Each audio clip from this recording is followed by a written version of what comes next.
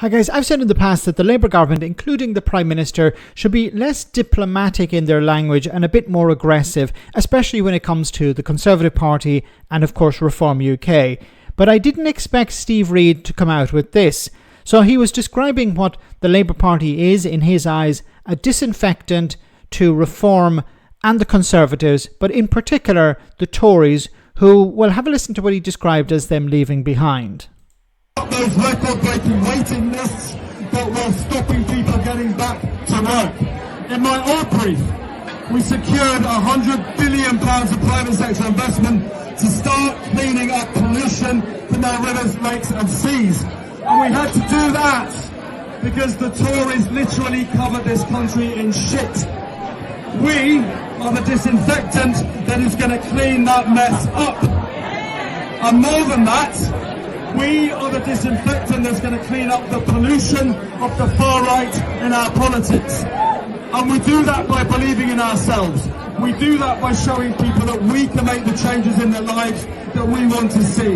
More money in people's pockets, transforming our NHS, delivering services in the areas that people call home, like we did this week with the Pride in Place money, £20 million for the 300 poorest communities in this country to take decisions for themselves about how to remake their town centres and their high streets, taking back pride in their own lives.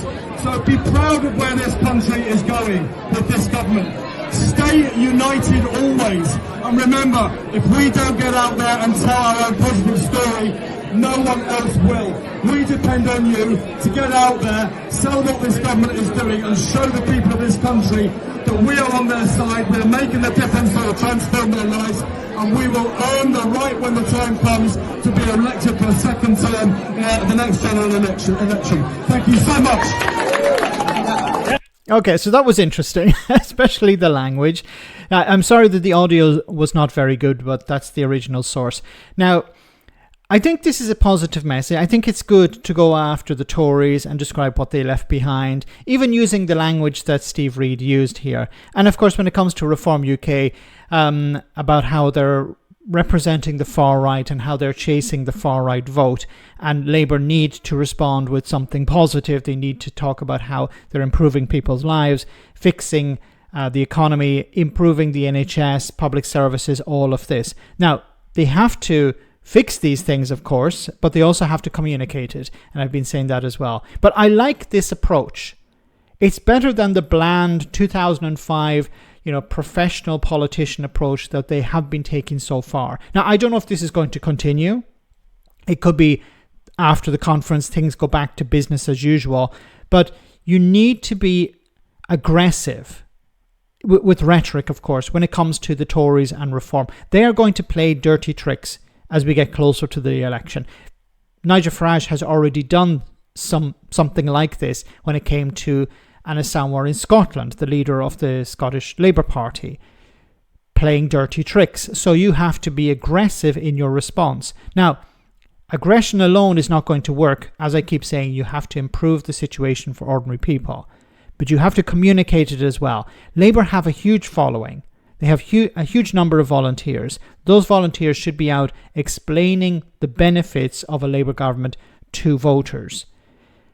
But it's difficult at the moment because the party is trailing Reform UK in the polls. It's likely that they're not going to do very well in Wales for the very first time in 100 years, and in Scotland as well. It's going to be quite difficult. So the volunteers and the party have a mountain to climb, but on their side, in a sense, is time. They have a significant amount of time to convince people that they're doing something for them. But they also have to do stuff for them. That's the important point as well. But a bit more aggression, a bit more off the cuff, a bit more frankness is needed, because politics is not like it was 20 years ago or 10 years ago. There is a new game in town. It's been led by Nigel Farage and Reform, where they're using social media, they're using comedy, they're using aggressive language, they're using all of the tricks of the trade. And if you want to keep up with them, if you want to challenge them, you need to push back in a similar way. So the language here, while it may be not something you would hear from a politician 10, 20 years ago, is necessary at this moment. But once again, rhetoric alone is not sufficient.